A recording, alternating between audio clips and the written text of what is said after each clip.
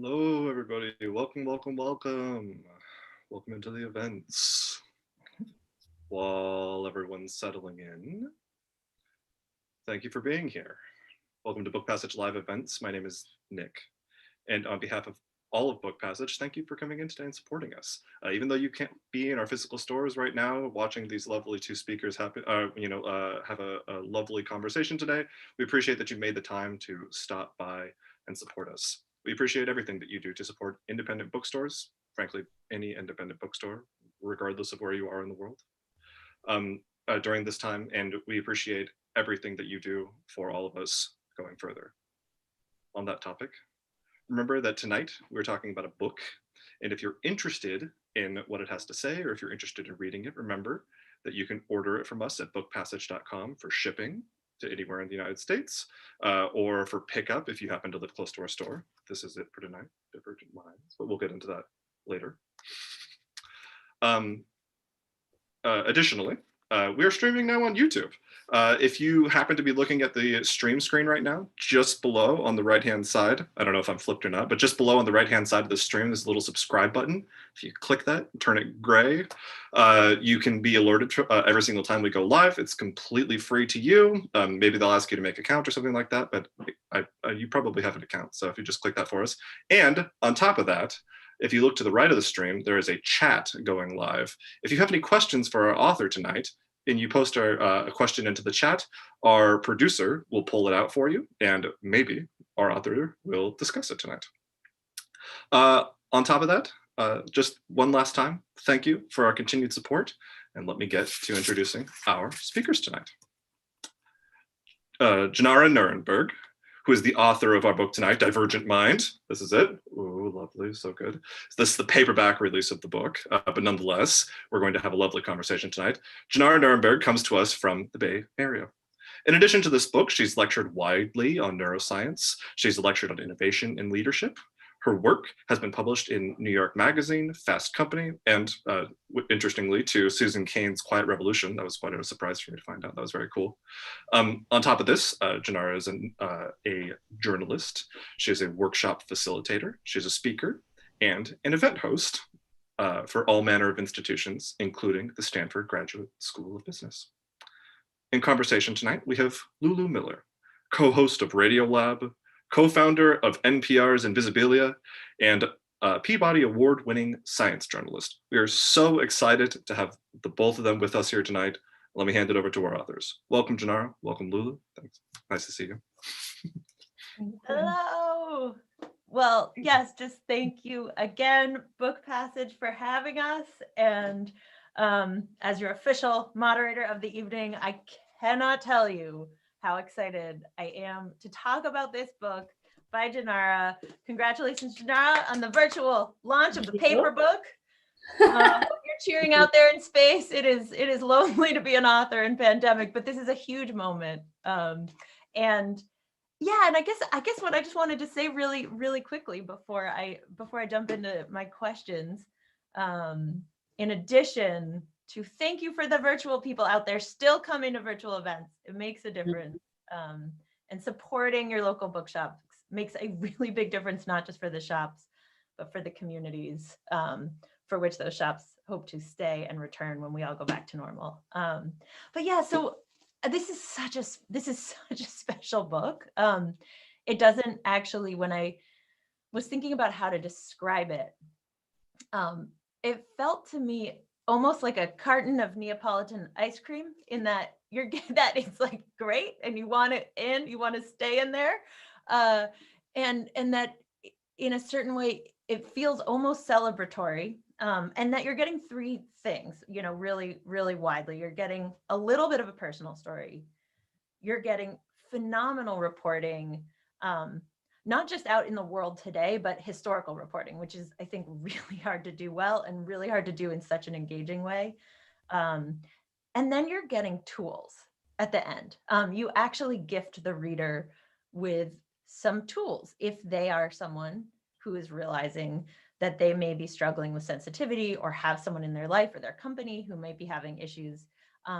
And so you get this range of things, and it really is, it feels like more than a book. It's so special. And I've been thinking about it constantly since I first read it about a year ago, and then again, just returning to it.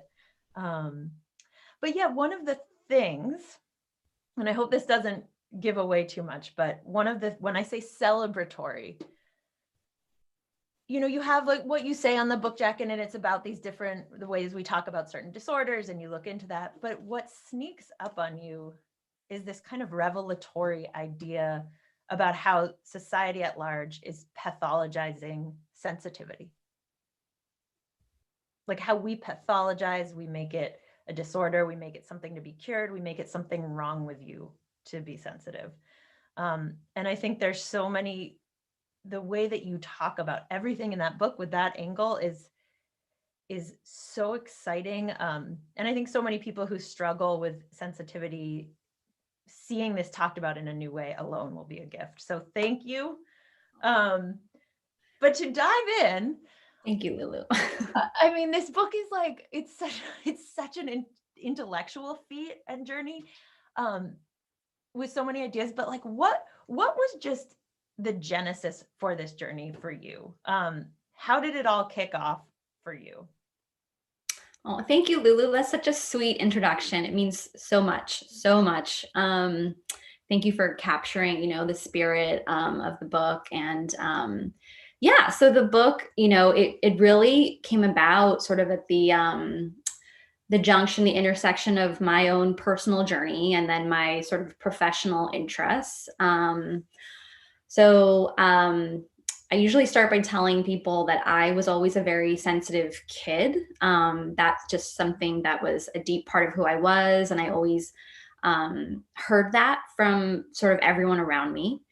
But growing up in San Francisco with a very accepting family, it was never labeled as anything really, it was sort of embraced, I got along fine in the world. I mean, I was deeply, deeply sensitive, I would say, and very curious too. I would be really strongly affected by things.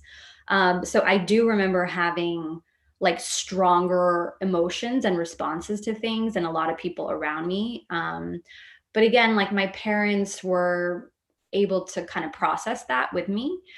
But as you can imagine, as you get older, and you enter adulthood and you have to sort of take on more, that became more difficult, right? Because it was how do you take someone with a really sensitive disposition and then just start adding layers and layers of things, right? The world becomes more complex. Your life experience becomes more complex. There's love and there's friendship and there's work and all of that, right?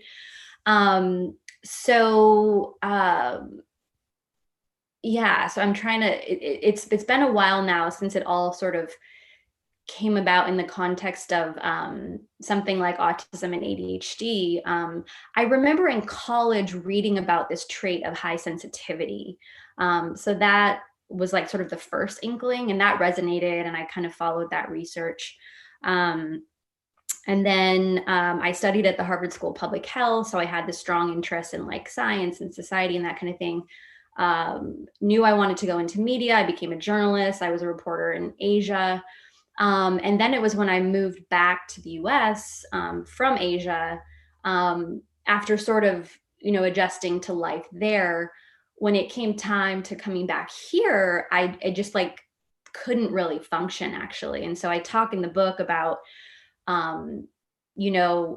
going from being able to report really intensely on something like neuroscience to then really not knowing how to figure out the dishes and laundry and that kind of thing. And that being so confusing, and then feeling a lot of shame and anxiety about that, especially here in the US where the pace of life is so fast and intense. And so I, hold on, there's actually a noise that's bothering me. Hang on 1 second, I have to turn it off. Yes, great. Hold on.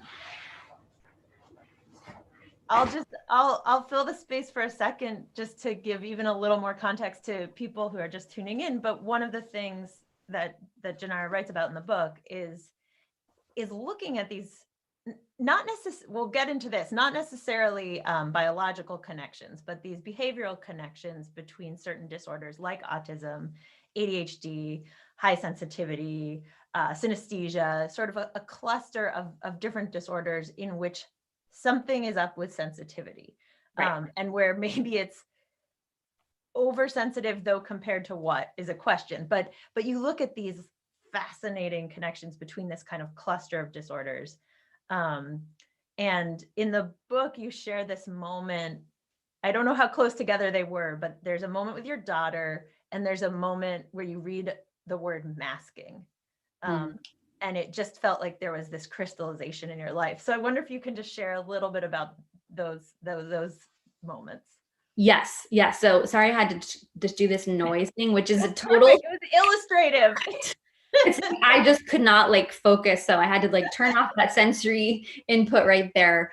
But yeah, so that's sort of the background of like, sort of like how, you know, I started looking into the research and stuff, and that's what set me on this journey. And then the moment that you're talking about, soon after I had arrived in the US, and my daughter was only 2.5, but she's also very perceptive and curious, and she was like, Mommy, you're just running around and around and around, and it was really like a light bulb moment for me. It was like, wow, like I am, like, I don't feel like I'm like functioning. I don't know how to do this, just sort of every like adult life and this new thing, new routines and things like that. So that was, that's where the book starts. And I think, like many women who have sort of these realizations around sensitivity and wondering if it's sort of something even deeper than just general sensitivity, many of us walk around in the world without the name or label. And so we sort of just adapt and we adjust, and we also exhaust ourselves, and we just think that's normal, or we think something's wrong. And again, those layers of depression and shame often really build up.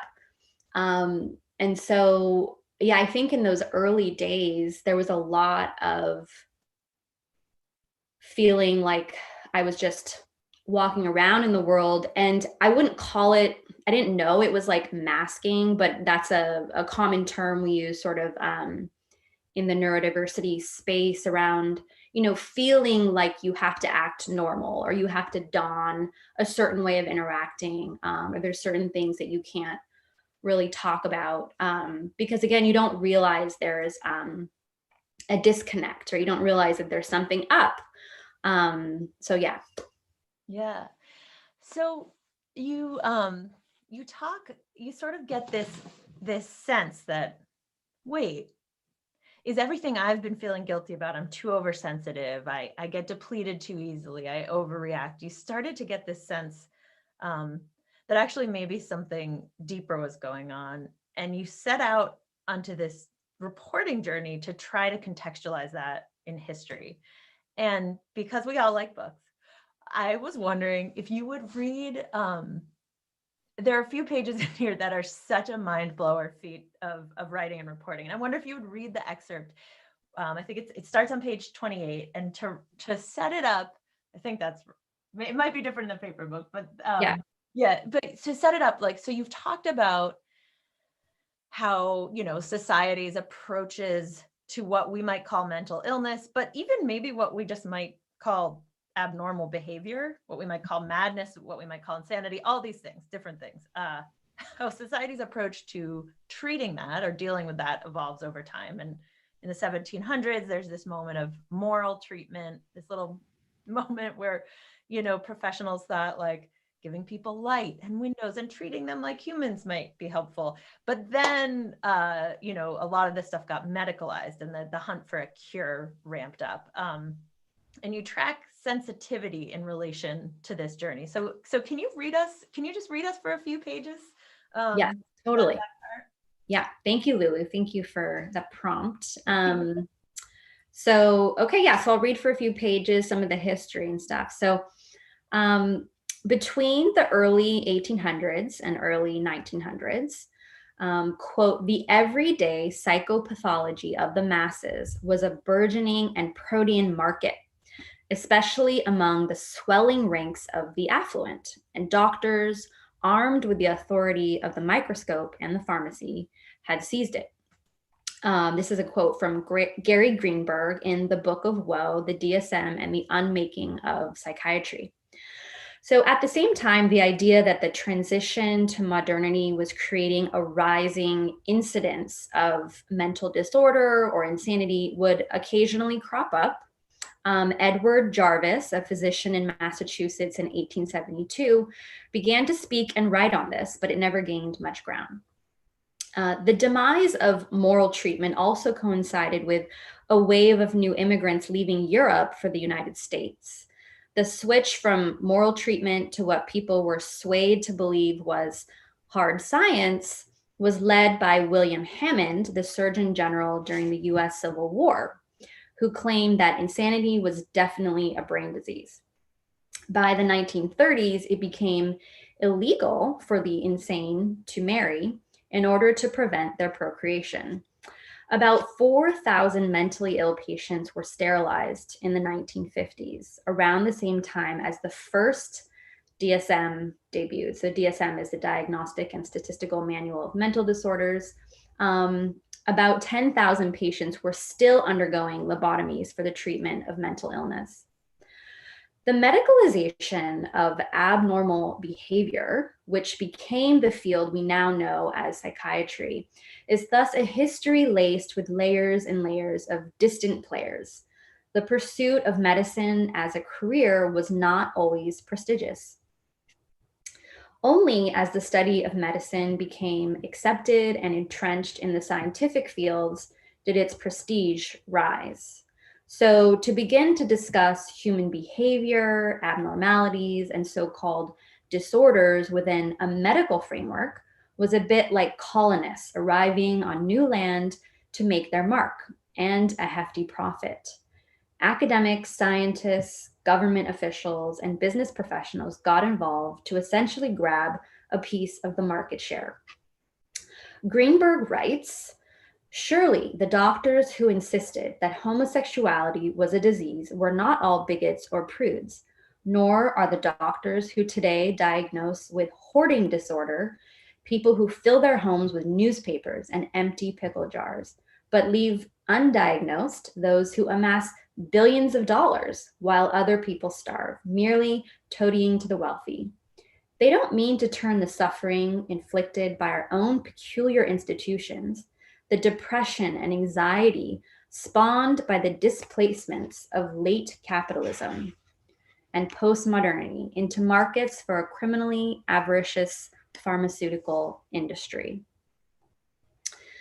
The history of the DSM thus reflects the history of politics and sociocultural dynamics. By the 1960s, the language of neurotransmitters, dopamine, and serotonin took hold.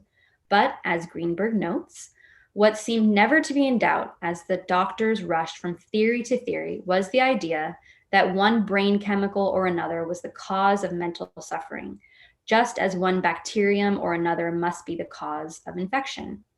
There thus arose the pressure to further categorize and itemize every possible disorder and its criteria. As Greenberg notes, the third iteration of the DSM, which came out in 1980, nearly doubled the number of mental disorders and vastly expanded the manual's scope, turning it into an entirely new psychopathology of everyday life. It was actually a bestseller and garnered the American Psychiatric Association an extensive amount of money. Its success was largely due to seemingly highly scientific categorizations of so-called mental disorders.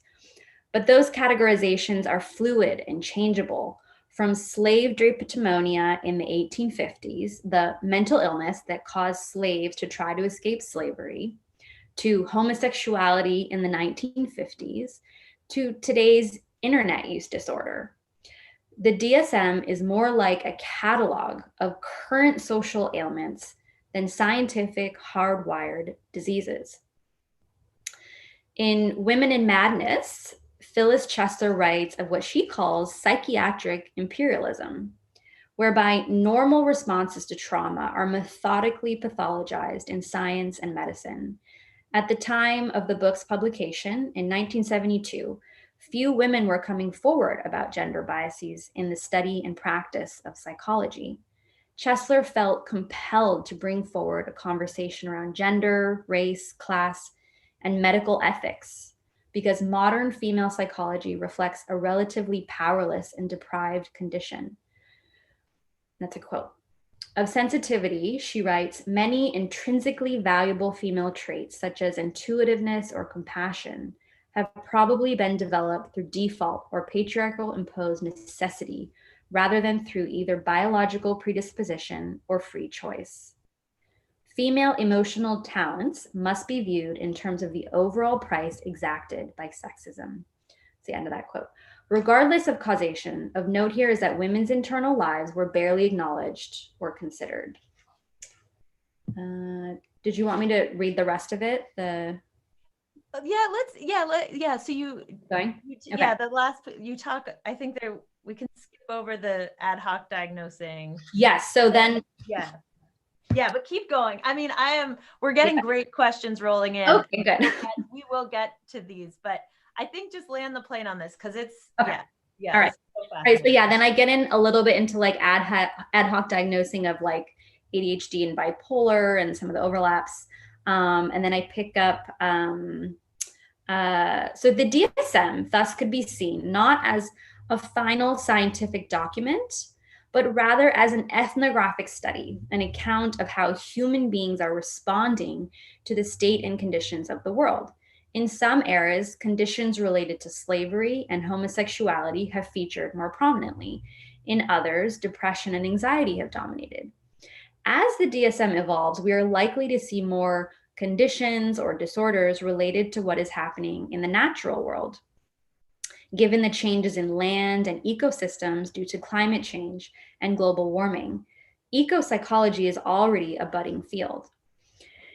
If psychological framing is situational and contextual, what's certain is that the medical and psychiatric treatment of those who operate differently from a perceived norm tells a story of discrimination and pathologization. Greenberg asks, if the people who write the DSM don't know which forms of suffering belong in it and can't say why, then on what grounds can the next instance in which prejudice and oppression are cloaked in the doctor's white coat be recognized? That's the end of that quote. History, language, context, and power are deep determinants of who gets framed as normal or wrong. Sensitivity and sensitive women in particular have been no exception. The history of language within medicine and science has corrupted our notion and felt sense of what it means to be sensitive, and thereby pathologized sensitivity and created an epidemic of shame among some of humanity's most gifted individuals. Let the re-education begin. I was like literally fist pumping. I listened to it on tape and I was like, let it. So part of the re-education in this book, I actually want to throw to one question that's coming from one of our listeners, and reminder, again, you can throw it in the chat under the YouTube thing and we'll see them. But from Arlene Miller, she says, I have synesthesia. And when I finally realized it, I considered it an advantage rather than a disorder. And the kind of middle section of your book, you go out and you find all these women, they're mostly women, who have various disorders, things that have been pathologized, labeled, some have biological cause, some might not, whatever. We'll get into that. We'll get into naming in a sec.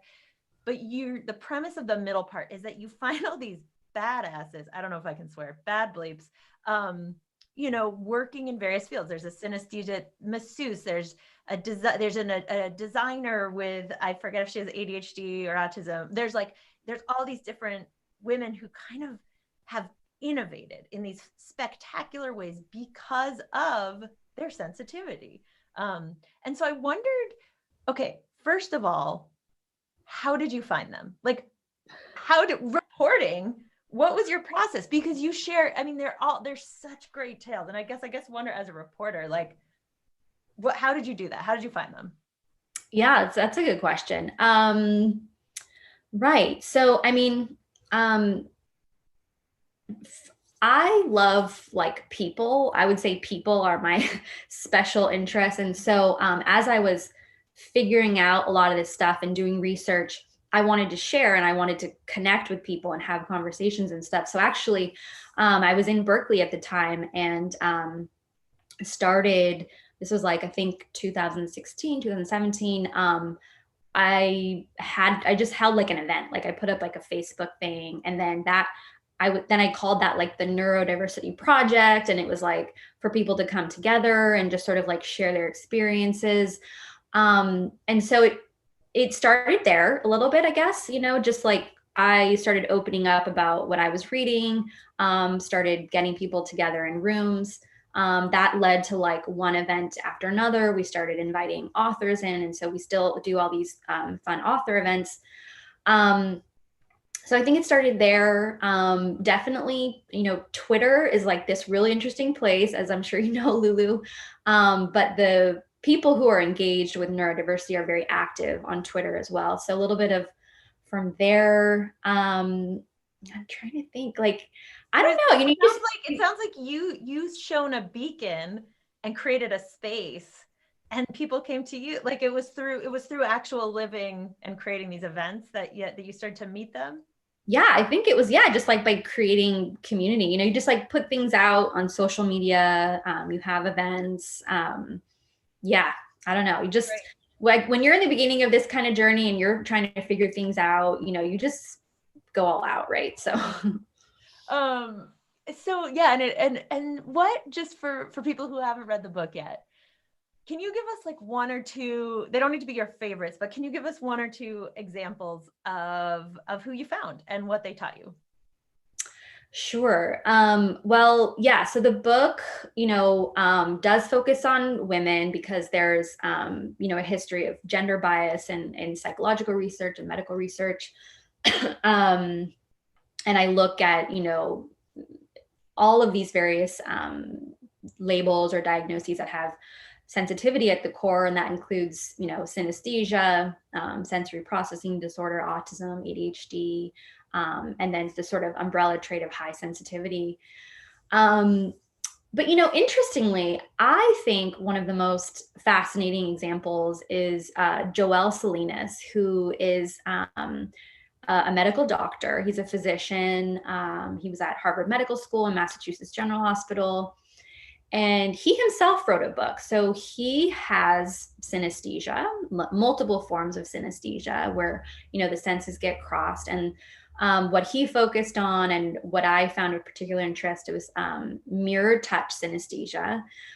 So he talks about what it was like to be a doctor in the operating room with something like synesthesia, where he's literally feeling the sensations of the others in the room, or when he, I think he did like one rotation during residency in like a psych unit. So, what was that like for him to like sit face to face with psychiatric patients? And, what he describes, which I think many people can relate to probably, here who are listening or readers of this book, is just that incredible amount of empathy, right? And I think what's so important to highlight about the experience of sensitivity is how it's so fundamental and so needed in our world, right? And that's definitely, a big focus of the book. But I just love him, and I just love hearing his perspective because he's a neurologist, and so he's got the science down, and he's there in the room with people having these experiences of mirror touch synesthesia. So that was a really fascinating example. And yeah, there's a bunch more. So many. One that really stuck with me was you shared the story of Ellen Sachs, who I believe has bipolar and schizophrenia. And she is a lawyer and works at a law school.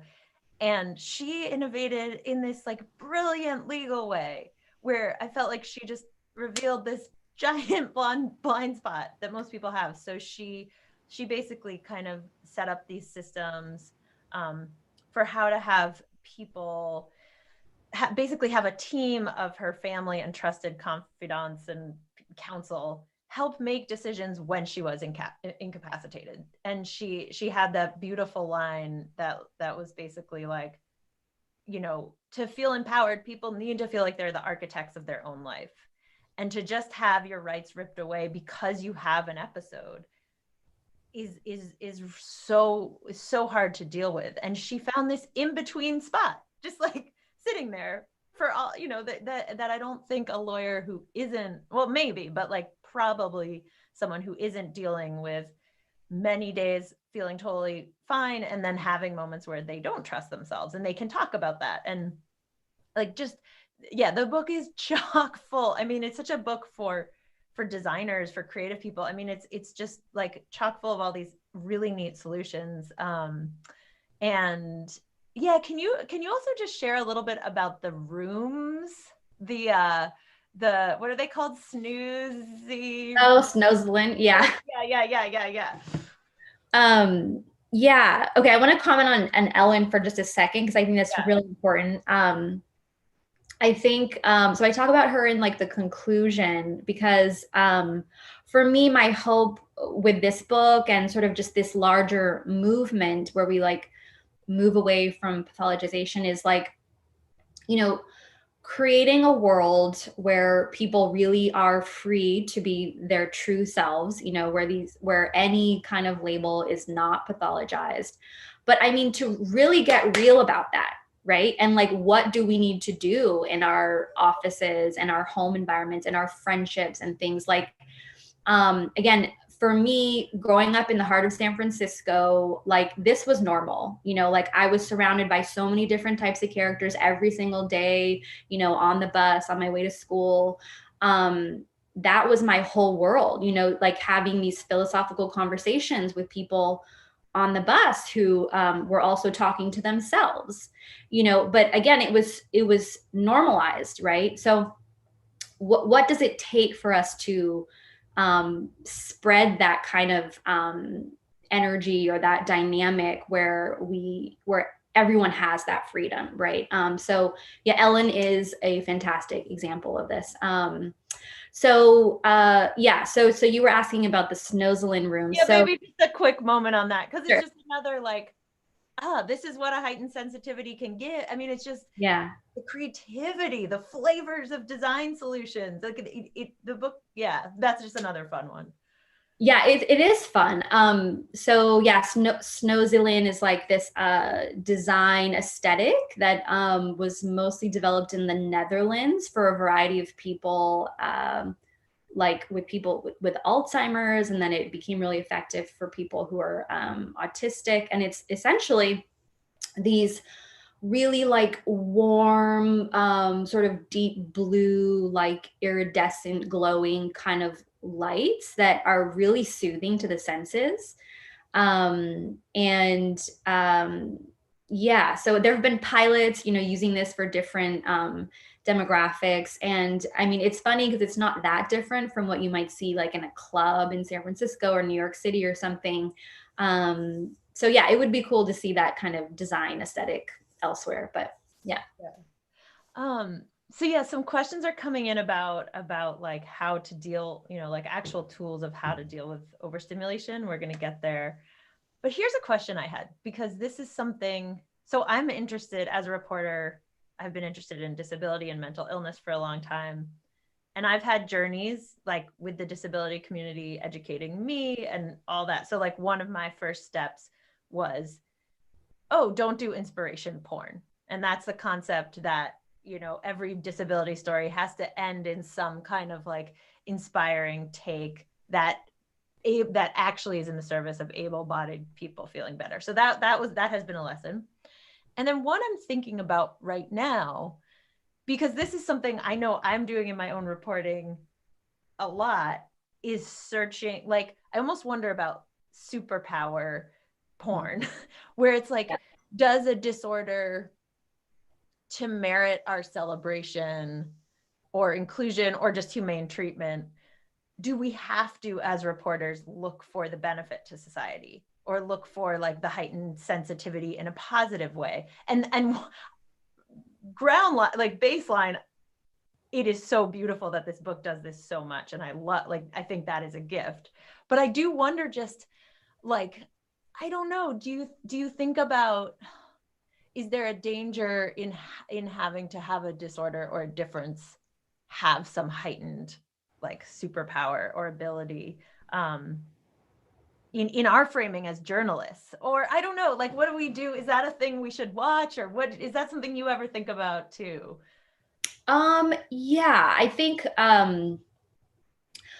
so like I was really careful to sort of get like the whole picture from people. I think this book is really like about a movement, right? It's like narrative change in society, cultural change, social change.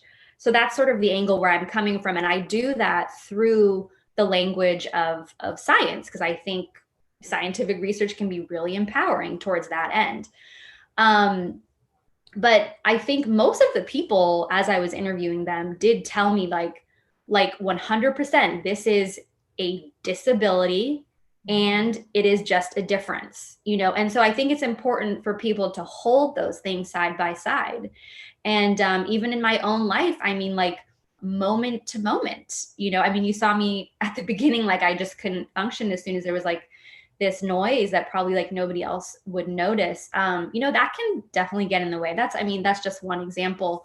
But so I don't think it's either or. I don't think it's a black or white thing, all or nothing. I think it's like, how do we embrace the complexity of all of this? And so there's a reason to focus on different aspects, right? If we want to change the narrative, we can focus more on like the benefits and stuff. If we're looking at something like political rights and that kind of thing, we really need to focus on like the need that's there and how people are suffering, right? So I think that most neurodivergent people do not want to be pigeonholed into one or the other, right? And again, the more that we can normalize these conversations and just be seen as people, right? Then you don't need those boxes. So that's you know, that's what I would say. Yeah. Yeah. And toward the conversation around boxes and labels and diagnoses, like, so, you know, you talk about these clusters, these kinds of disorders, ADHD, autism, hypersensitivity, synesthesia. Do you look into if there are sort of biological connections? Do you care? Do you think the label is helpful, empowering? Like, where are you with sort of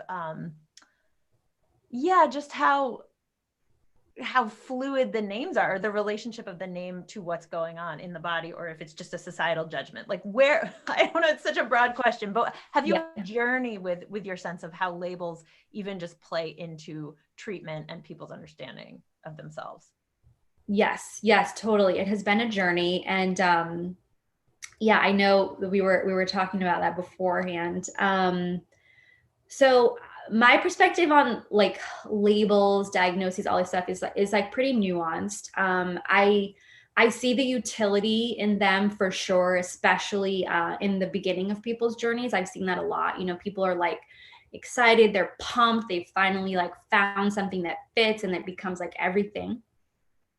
After a while, it becomes a little bit more like integrated, you know, and so you know, you might not just like focus on it as much. It's still there, of course. But the deeper and deeper I get into this research and I see how many overlaps there are, you know, even between something like autism and bipolar. I mean, honestly, you know, and I know that people love to categorize and love to have these neat boxes. And I totally respect, you know, if people feel like they fit into like one box, but I think my philosophy and where I'm coming from in thinking about like neurological diversity is that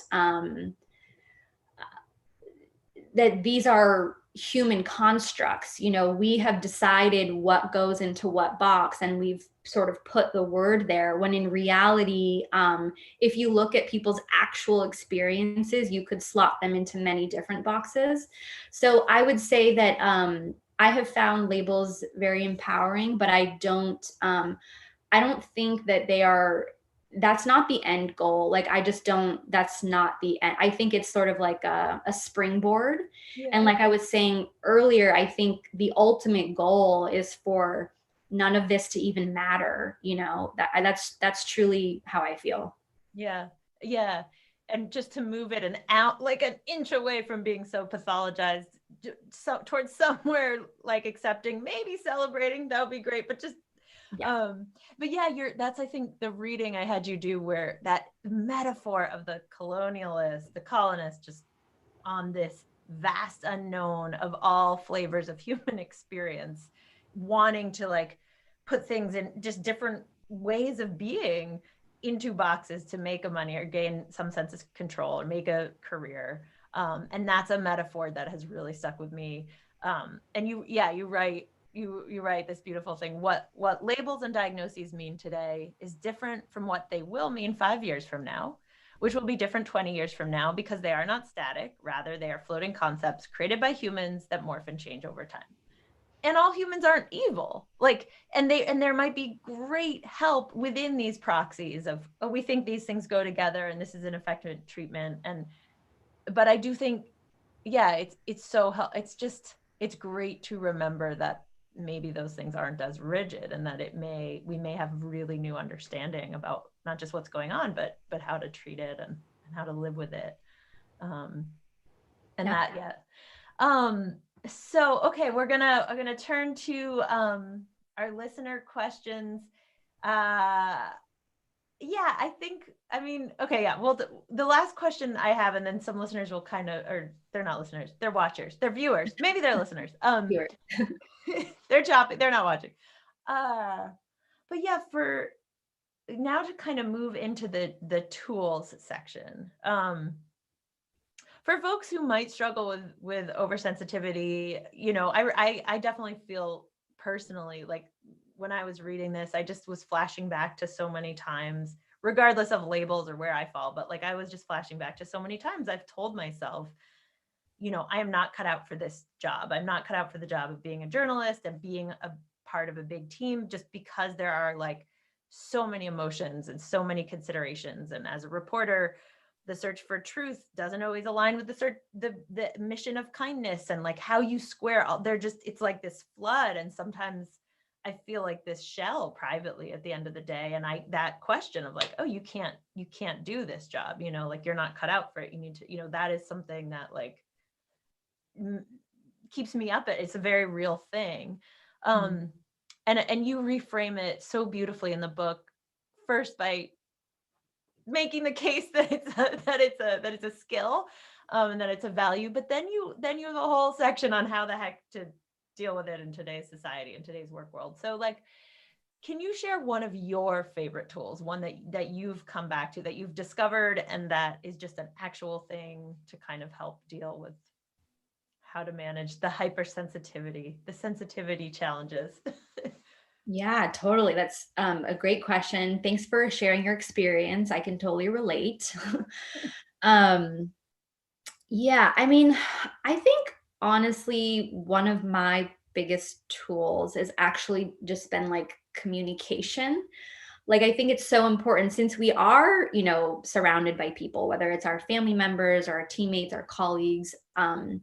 I have really had to learn how to articulate what is going on with me or what my experience is, and sort of name what my needs are. So that's definitely something I talk about in the book, is like um, how to bring this up in conversation, and how to talk about it. You know, at home, if it's your partner or your spouse, at work, you know, if there's a receptive manager who is willing to, you know, just maybe have like a 1 hour training at the office for everyone, because there's always more people who feel this way and don't know how to talk about it. So it's really useful in that sense. So along with communication, I think information is so empowering. You know, I think I would say that was a big motivation in writing the book, is like I said, like I love information, I love people, and I love sharing, right? So I just wanted other people to have this information so that they could be informed, so that they could be empowered. And yeah, like I say in the book, like, you know, I'm I'm not a therapist, right? So I'm like covering psychology and talking about all these tools and stuff, but it's really from this perspective of just like loving information and soaking it up and wanting to share. And I've heard actually from so many therapists who are implementing the stuff and recommending it to their clients. So yeah, so communication, information, and then, you know, a lot of stuff that, you know, is kind of comes naturally. Like I take a lot of walks. I spend a lot of time in nature. I don't seek out like a lot of stimulation. You know, I live in a pretty like quiet area.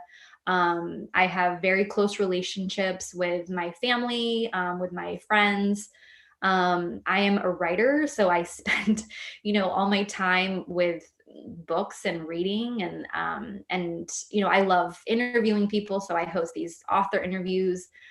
We used to do those live in person. Now we're actually doing them on Instagram. But it's fun because it's still one-on-one, you know, it's like one-on-one connecting, and I can do that. So yeah, I think, you know, every person has to find the right sort of sweet spot. And I would say work and career are a big part of that, you know, like finding something that suits you, or a team in a workplace that understands these things. And then it makes a world of difference. Yeah. The nature thing just makes me think about like, because that's such a helpful one, I think, for so many. And I'm just like, bless the trees. They just like absorb our worries and they just gut strong and they stay. But yeah, and employment is such a big, I mean, just you share just like the power, the fear, but then the power of just almost coming out with like, yeah, I have a thing. I'm not going to talk about it in a shame way. Let's work with it. And I think that is so powerful. We have a question from Kat, which is, can you address the stigma and misunderstanding around autism, especially in light of late diagnosed folks?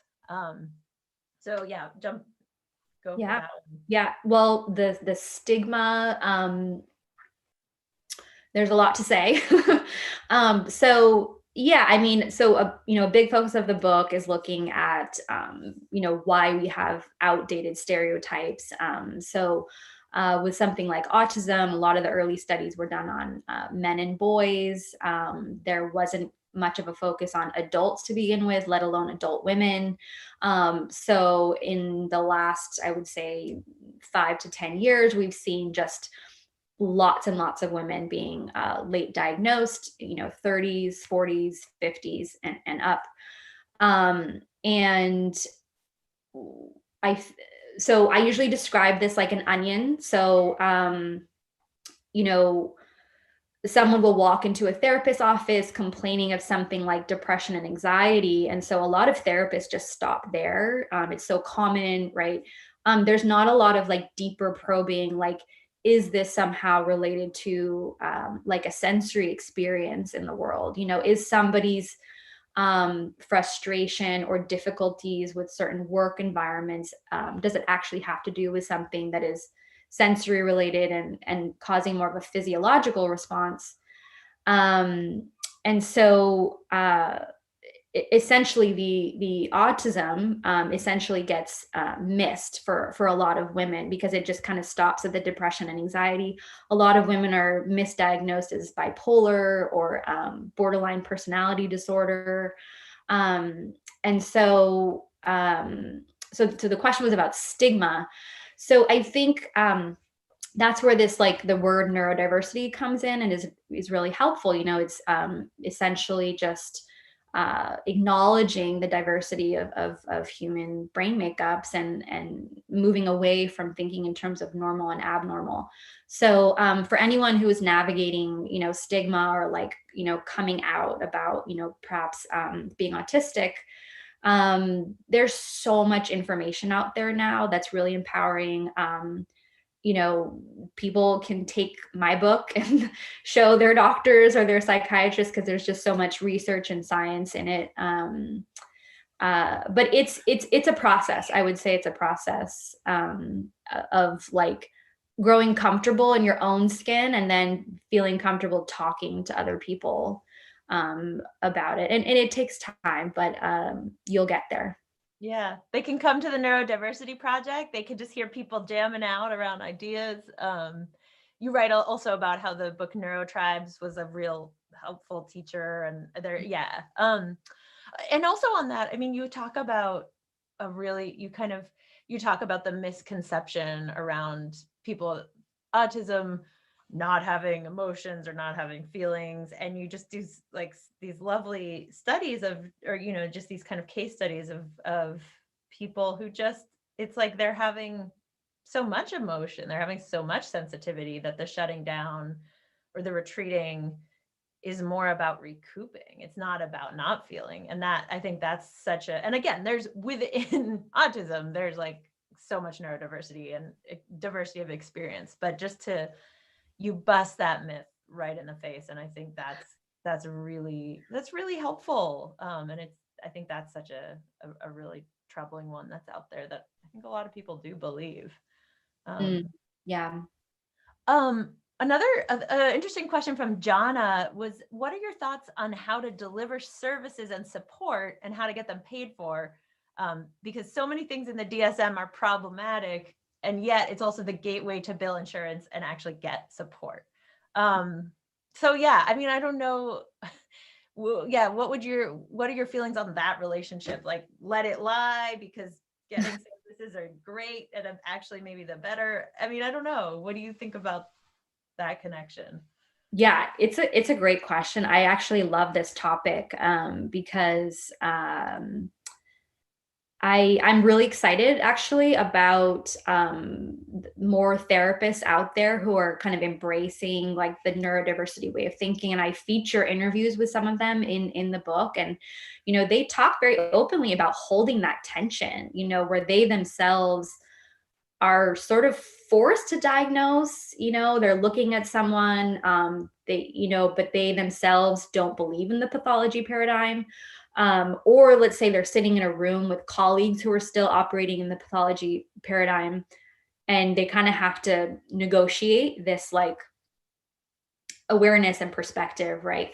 So, I mean, I think it's, again, it's not like an either or question, right? I think that we want to acknowledge the amazing benefits that come with having support, and if that comes through having a diagnosis and, using insurance or getting accommodations, that's fantastic. Like we want that, right? So that's the reality. It's not like we don't need to do that at all. I think what's very important is what happens, in the room between like a therapist and a client, or a psychiatrist and a patient, and for that for that to be part of the healing, for the person who is the expert to not be pathologizing who they're looking at.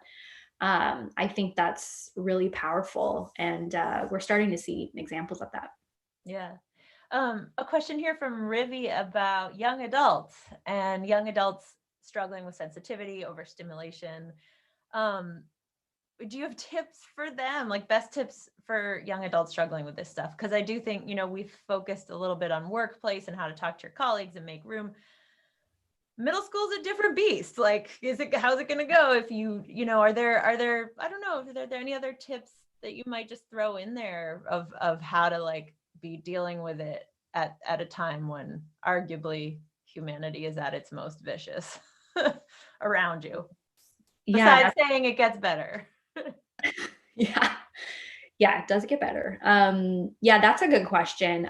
So in my book, I really focus on adults because there's sort of a missing demographic. Actually, there's a lot out there on kids and teens, but certainly the people that I interview and the research that I did is applicable for any age.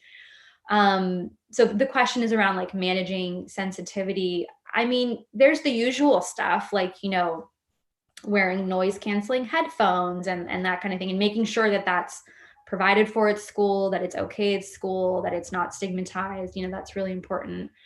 I would say probably like limiting social media is really important, especially at that age. And then not feeling pressured to be super social or to be super extroverted and like out at, all the parties and that kind of thing. And I would hope that many young people are able to find, people like who are like-minded, who appreciate kind of the quiet, or, doing a creative project together, or something outdoors that's not overstimulating. So yeah, I mean, for that age, I would say it's a lot of the stuff that is probably already out there. It gets a little bit more tricky when you're like already into adulthood.